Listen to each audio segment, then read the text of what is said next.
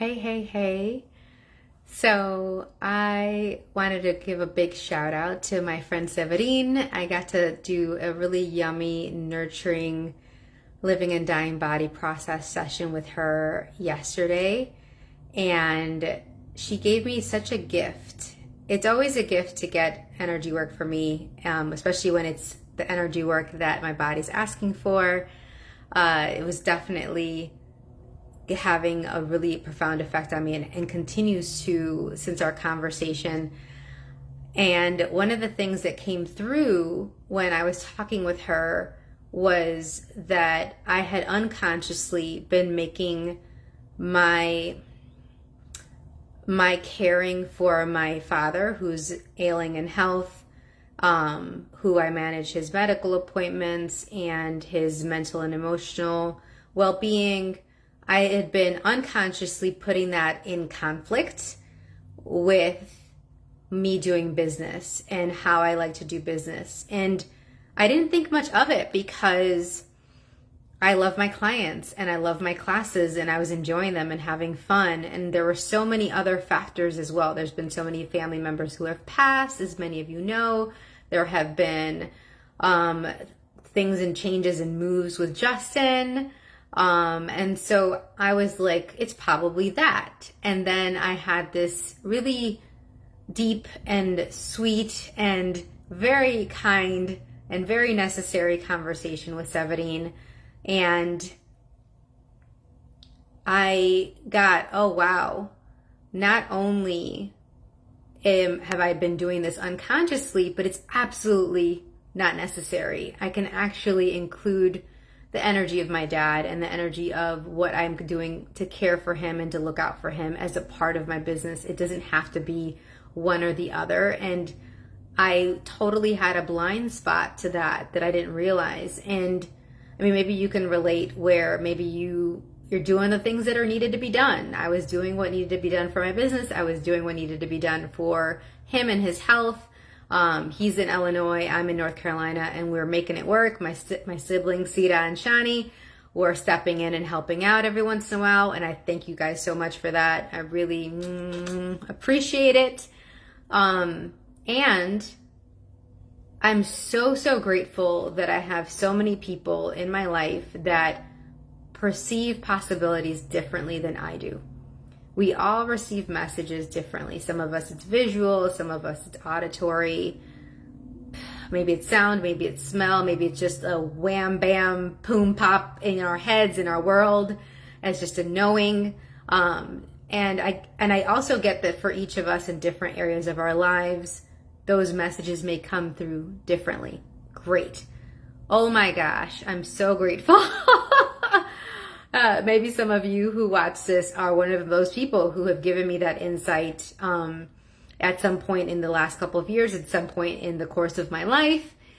And it really reminds me to stay in the question. It really reminds me that all of us have these blind spots, have these things that we're kind of, it's over here maybe buzzing at us to get our attention, that until we identify it or until somebody else points it out, it may be a consideration and maybe playing into things in a way that we don't realize yet. And that was definitely what happened yesterday and continues to ripple through my world since yesterday. And I just want to ask y'all, like, do you have this happen where you're sometimes able to see possibilities and be aware of something about someone else, maybe a loved one, maybe a client, maybe a colleague, and they're not aware of it yet? And how does that come through for you? How does that information show up for you? Is it auditory? Is it smell? Is it taste? Is it a pattern? I have some people out here that maybe perceive auras. I do sometimes see colors, but they're not necessarily auras. It might be something else. It really depends for me. A lot of times it's fantastical creatures or other elements of living. So just curious, go ahead and post below and let me know how you uniquely receive messages. And if there's been a moment where you were aware of something about someone and you were like, should I say it? Should I not say it? Should I let them know? Like, what did you choose to do? How did you decide if you were going to share that information or not? I recall, and another shout out, my friend Amanda Armour. I remember us having a conversation when we were 15. I think it was 15 or 16. Amanda, correct me if I'm wrong on this, if I'm mistaken on this. We had a conversation and we were both very aware that we were very energetically in tune back in high school. And we were like, what do we do with this information? I remember her letting me know that she was aware of a lot of things. And she was like, I have this information. I have no idea what to do with it. And sometimes it feels like a curse or a burden instead of a gift. I could definitely relate to that. And maybe some of y'all can relate to that as well. And fast forward into my 20s and 30s when I had all these different paths that got illuminated to really lift me out of being underground with my health. I had really poor chronic illness stuff, really poor health and a lot of chronic illnesses. And so as I was developing those skills and as I was working on my health and learning about energy work and different other alternative methods to address my really weak immune system, I recalled revisiting that conversation with her. And I really am so glad that these moments of reminding me of staying in the question about this as well. And it's that just because you're aware of something, that doesn't mean you have to do anything about it. It doesn't mean you have to tell anybody about it. And yet, how do you know?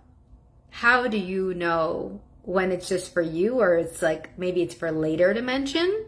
I'm curious.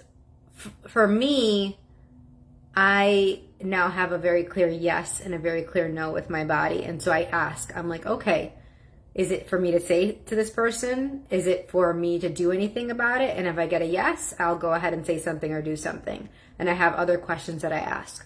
If I get a no, I'm like, all right, got it. So that's just information for right now. And I'm going to go shh. And I'm going to sit on that. And okay. But before, I didn't always have a clear yes and a clear no with my body. I didn't have that same relationship that I do with my body now and with those whispers, that inner knowing. And so it's evolved over time. And I'm curious where you are in your journey and how you know when to decide if you're going to say something or not to someone. Let me know. If you can put it under this video, you can message me directly. I'm really curious and really looking forward to hearing about all the different variety of ways that you receive messages, because that's one of my favorite things about my business and about how my life has taken me in all these different avenues is I get to hear about these different ways that people receive messages, and it actually gives me not just like a light bulb moment, but allows me to then be like, okay, I wonder if I could do that. I wonder if there has been moments where I've received a message in that way and I haven't acknowledged it yet. And then now I'm aware of it as someone's bringing it up, and I could have that and kind of play with that possibility a little bit more and maybe develop that skill. And so that's another reason, very selfishly, that I'm curious to see how and hear about how y'all get these messages, because then I can expand my skill set and become someone that perceives as a possibility probably even more effectively.